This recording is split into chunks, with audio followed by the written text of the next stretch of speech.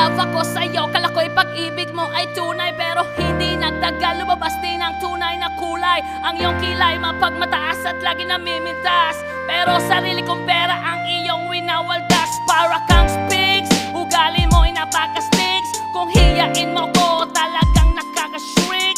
Girlie bitty bye-bye, don't tell a lie. Bakit mo ako laging dinideny? All the goods I've done, wala man lang recognition. Mahilig kang mga leksyon, binaliwala aking attention. Yo, anyway, everyday, ba't ibang gas ang iyong ka-text? And then one time nahuli kita na meron kang ka-sex. Mas gugustuhin ko pa na magpa-crucify kesa harap-harapan mo ako